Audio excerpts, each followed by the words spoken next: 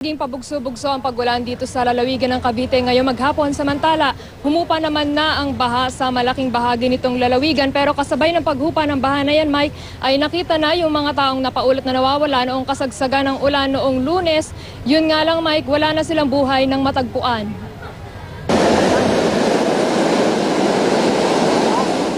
Tuloy pa rin ang ragasan ng tubig mula sa nawasak na antigong Tres Cruces Dam sa Tanza, Cavite. Pero ilan ang lakas loob na bumaba sa bangin lang rumaragas ang tubig para manghuli ng isda. Para din may pangulam din sa sa mga bata. Dito lang din naman kami sa mababaw. Mababaw lang naman doon sa baba. Sa barangay Timalan, Balsahan, sa Naik ang punta ng tubig mula sa dam. Mataas pa rin ang ilog doon ng datnan namin, pero humupa na ang baha sa maraming bahay. Maliban na lang sa ilan na nasa tabi mismo ng ilog. Hanggang sakong pa ang baha rito na noong Lunes ay umabot daw sa dibdib. Mabuti na lang daw at naabot na sila ng relief na bigas. Aantayin na lang ho namin humupa yung tubig dyan, bumaba yung tubig. Tapos pag bumaba na ho, siya na ho kaming maglilinis na ho. Dalawa ang nasawi sa Tanza sa pagkawasak ng bahagi ng dam. Nagdadalamhati ang pamilya Miyage. Buong mag-anak nila ang muntik madisgrasya nang bumulusok ang tubig sa kanilang tinitirhan sa ibabalang ng dam. Tuluyang inanod at namatay ang kanilang bunsong si Juros Carl Miyage, 9 na taong gulang. Ang ilan sa kanila may mga sugat sa braso, paa at binti. Sa lakas ng tubig, wala naman kaming magawa. Hindi ko kagad na iligtas sa pangyayari.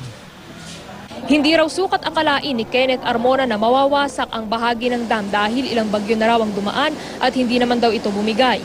Nasawi rito ang kanyang tiyuhing si Celedonio Gamban, 39 anyos.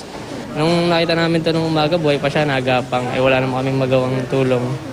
Dahil di naman kami makadaan doon sa tulay. Nakita niyo naman yung tulay, puno ng tubig yun nung oras na yun. Sa bayan ng Bacoor, ganun na lang ang hinagpis ng isang kabiyak nang matagpo ang patay sa gitna ng isang palaisdaan ang asawang 2 araw na wala. Inuna niya po kaming iligas kasi medyo mataas na yung tubig. Inuna niya po kami ng mga anak niya.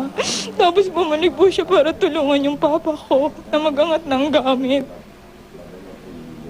Saglit lang po na wala. Ang papa ko, hindi na po siya nakita nung bumalik.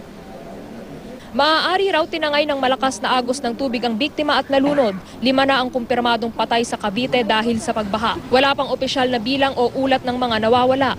Suspindido na ang klase bukas sa lalawigan sa lahat ng antas, pribado at publiko.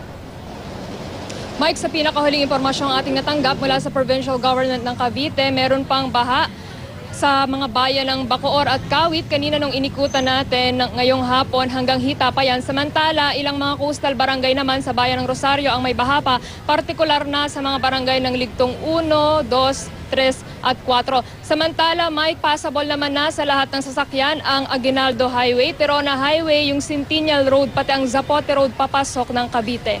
Mike? Kamusta naman ang lagay ng panahon dyan sa Cavite ngayong araw na ito, lalo na ngayong hapon hanggang ngayong gabi, Tricia? Magmula kaninang hapon hanggang ngayong gabi, Mike, medyo hindi na umulan, tahimik na. Yun nga lang, kanina mula umaga hanggang early afternoon, pabugso-bugso yung ulan. Yung bugso-bugso na yun, malakas talaga kapag umulan. Tapos sa pangkalahatan, naging makulimlim yung panahon.